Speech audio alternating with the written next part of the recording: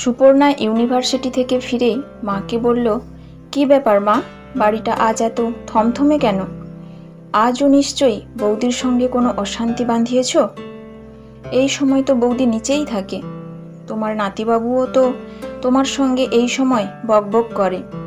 চা খাওনি নিশ্চয়ই। সরমা দেবী বললেন, তুই তো শুধু আমাকেই অশান্তি করতে দেখিস।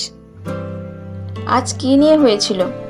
সরমা বললেন, কি আবার হবে, ফ্রিজ থেকে একটা ছানা বড়া খেয়েছিলাম, সেই নিয়ে বৌমা যা নয় তাই বলে অপমান করল। ছেলেটা ঘণ্টাখানেকের জন্য আমার কাছে আসে, তাকে আজ আসতেই দিল না, এমনকি বিকেলের চাটুকু পর্যন্ত দিল না। সুপর্ণা বলল, মা সত্যি বলছি, রোজ রোজ আমার এই অশান্তি ভালো লাগছে না। তুমি বৌদিকে না জিজ্ঞেস করে খেলেই বা কেন? কেন কিছু খেতে ইচ্ছে হলে খেতে পারবো না? এই সংসারে আমার কি কোনো অধিকার নেই? তোর বৌদি যখন খায় তখন আমাকে জিজ্ঞেস করে? ভালো মন্দ জিনিস তো আজকাল চোখে দেখতেই পাই না। তুই তো নিজের চোখে তো সেদিন দেখলি। ছুটির দুপুরে বৌমা বিরিয়ানি আরও কত কিছু আমিষপদ রাঁধল। আমাকে কি দিয়ে ভাত দিল?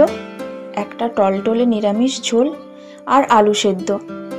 আমার জন্য একটু পোলাও রেঁধে দিতে পারতো না?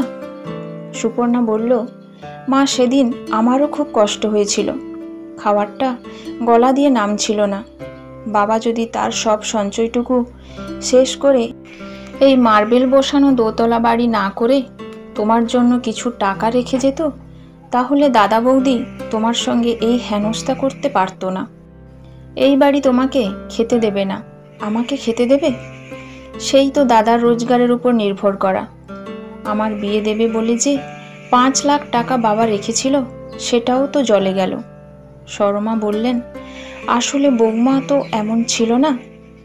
হেলাছেদ্দা করে হলেও ঠিক সময় 3 বেলা খাবারটা দিত, কখনো সখনো 1-8টা মিষ্টিও দিত।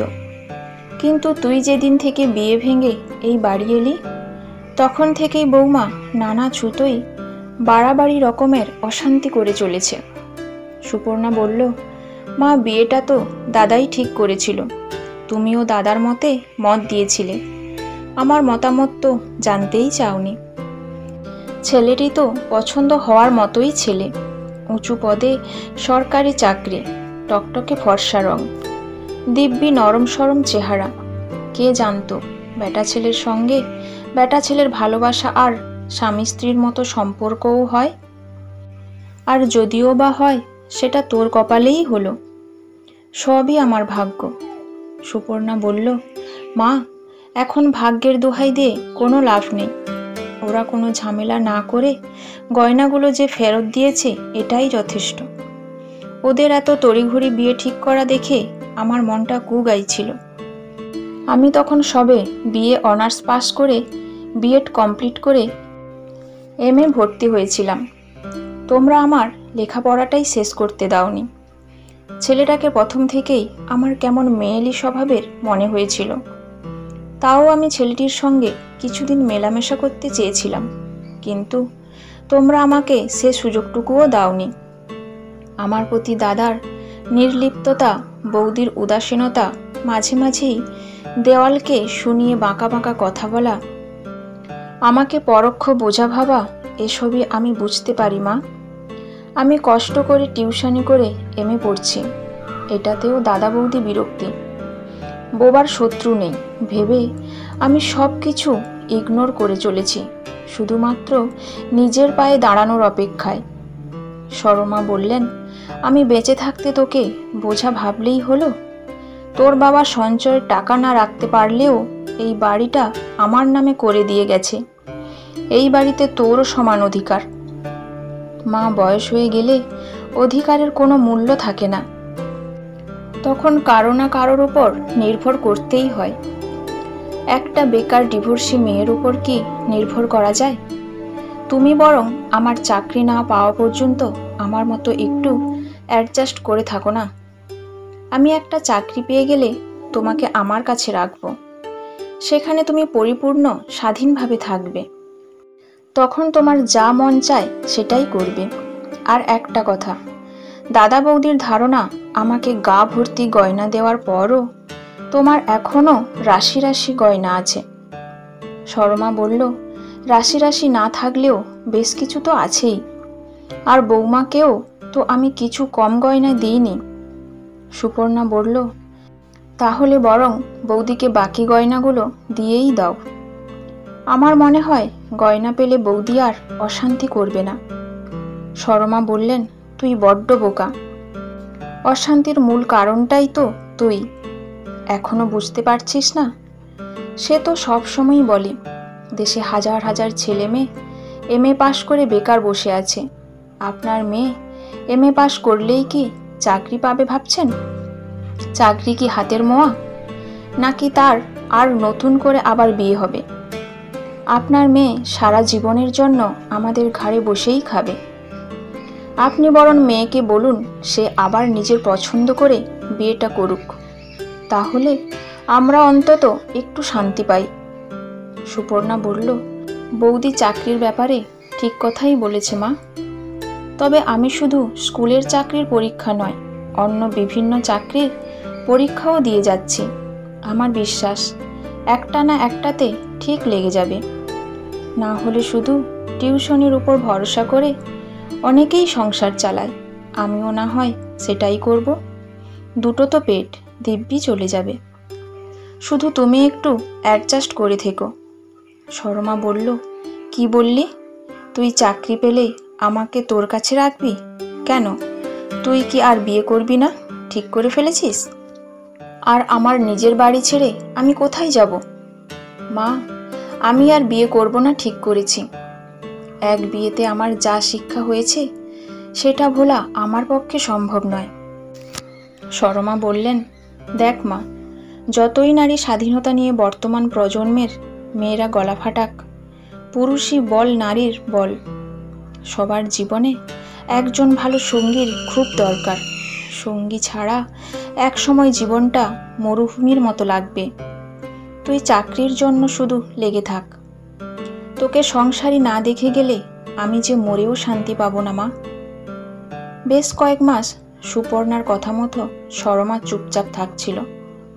ছোটখাটো অশান্তি হচ্ছিল না এমনটা নয়, বৌদির মুখ দেখেই সুপর্ণা সেটা টের পেত।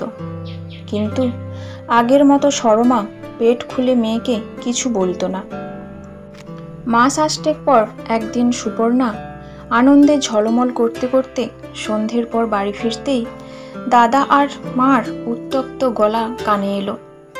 দাদা বলছে, তাহলে একতলাটা ভাড়া দিতে দেবে না? এটাই তোমার শেষ কথা? সংসারের খরচ চালাতে এমনিতেই হিমশিম খাচ্ছি, তার উপর এত খরচাপাতি করে বিয়ে দিয়ে বিয়েটাও তো টিকলো না। সারা জীবনের জন্য সুপু বোঝা হয়ে আমার কাঁধেই চাপলো।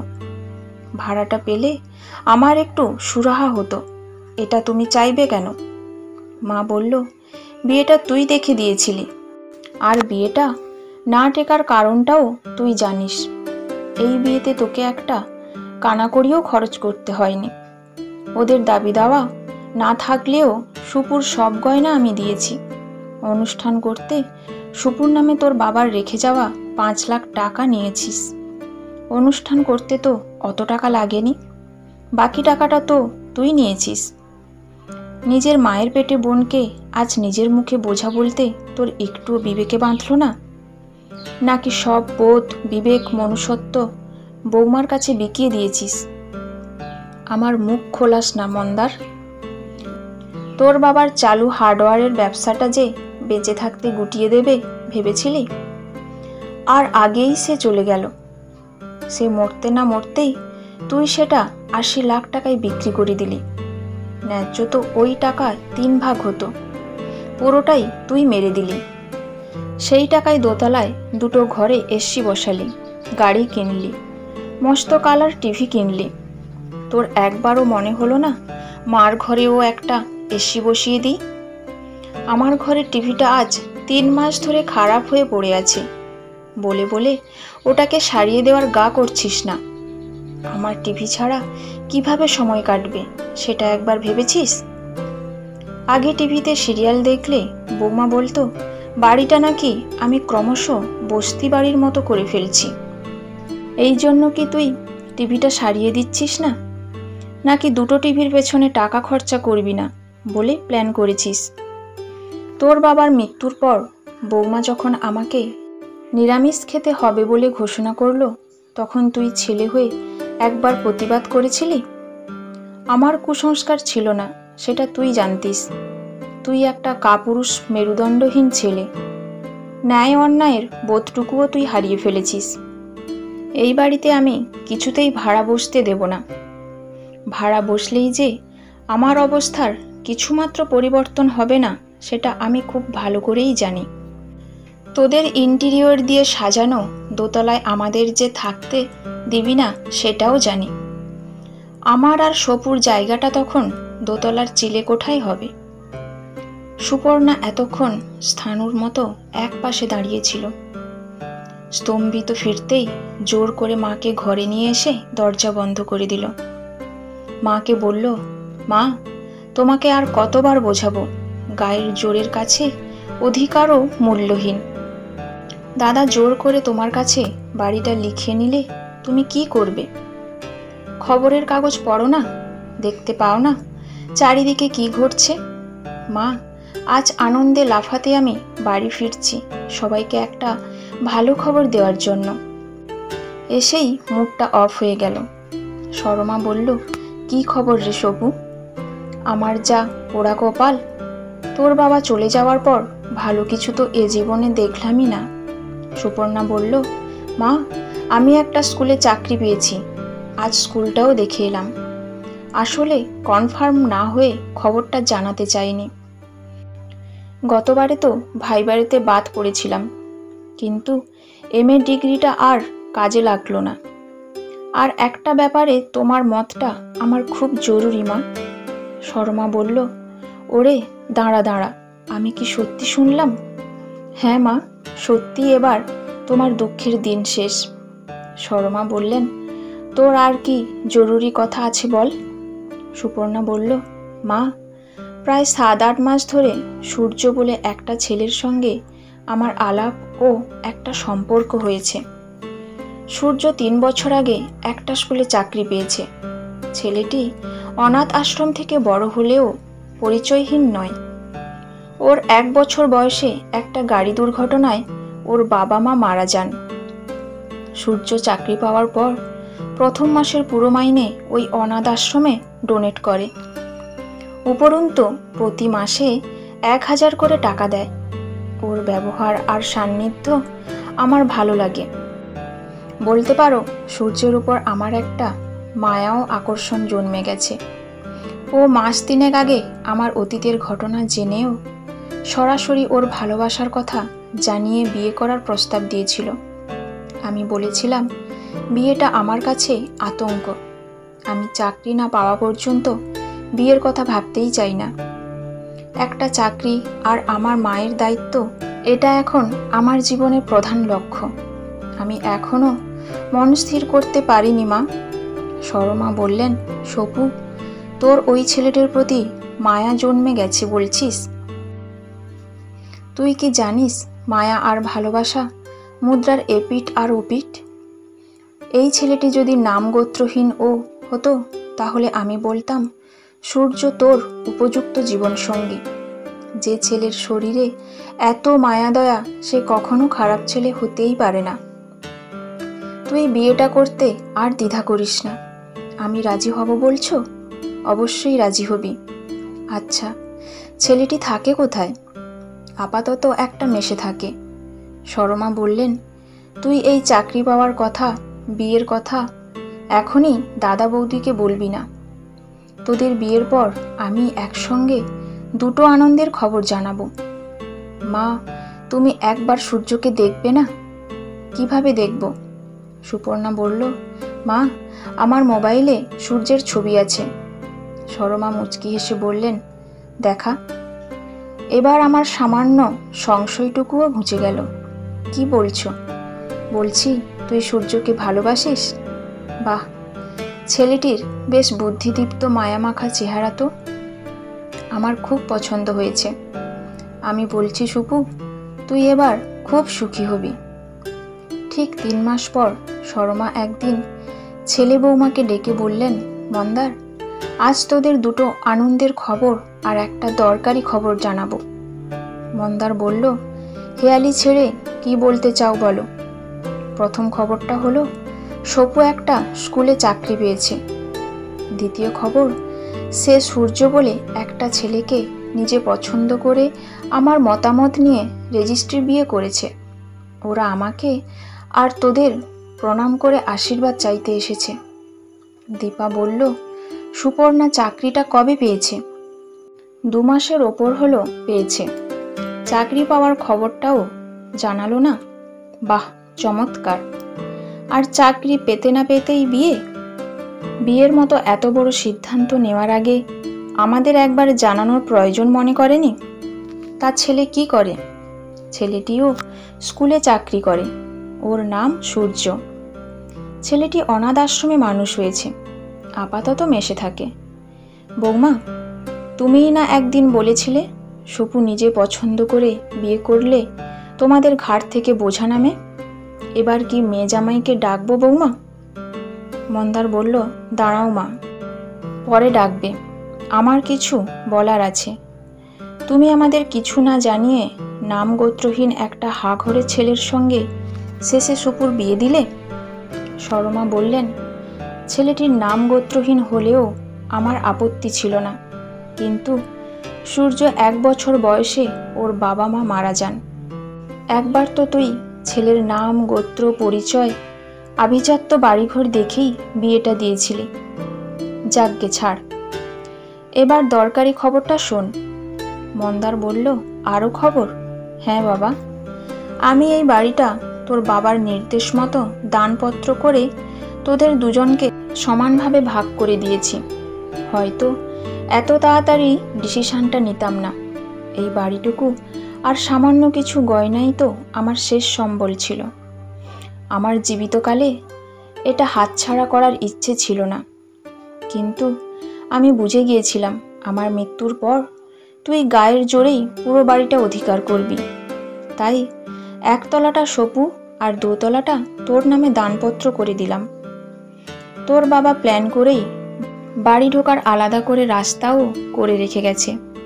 আর বৌমাকে বলছি, দানপত্র করার খরচাটা আমি গয়না বেচেই করেছি। 2 তলায় তো তোদের আধুনিক আসবাব জিনিস সাজানোই আছে। 1 তলায় পুরনো ফার্নিচারগুলো সপুর থাকবে। তোরা আর আমি এই 7 দিনের মধ্যেই 2 তলায় শিফট করলে ওরা এখানেই ওদের সংসার শুরু করবে। মন্দার বলল, এত বড় অন্যায়টা তুমি করতে পারলে মা? বাবার মৃত্যুর পর তোমার দেখাশোনা, খাওয়া দাওয়ার খরচ সপু করেছিল। এতদিন ধরে তোমার মেয়ের খাওয়ার পড়ার খরচও তো আমিই করেছি। তুমি ভাবলে কি করে এরপরেও তোমাকে আমাদের কাছে রাখবো? সরমা বলল, আমাদের পেছনে যে তুই একটা টাকাও খরচ করিসনি সেটা তুই খুব ভালো করেই জানিস। তোর বাবার ব্যবসা বিক্রির টাকার হিসেব চাইলে দিতে পারবি? সেই টাকা যখন ধাপ্পা দিয়ে পুরোপুরি গাপ করেছিস, তখন এই বাড়িটাও যে ভবিষ্যতে করবি না তার নিশ্চয়তা কি? তুই যে এর পরেও আমাকে আর দেখবি না সেটা আমি আগে থেকেই জানতাম বাবা। তোর বাবা ভাগ্যবান মানুষ, তাকে সন্তানের এই রূপটা দেখতে হলো না। বাকি জীবন আমার মেয়েই আমার দায়িত্ব নেবে। কই সূর্য, সপু, তোরা এবার এসে দাদা বৌদিকে প্রণাম কর। মন্দার বলল, থাক মা, যথেষ্ট ন্যাকামি হয়েছে। আমি তোমাদের কারোর মুখ আর দেখতে চাই না।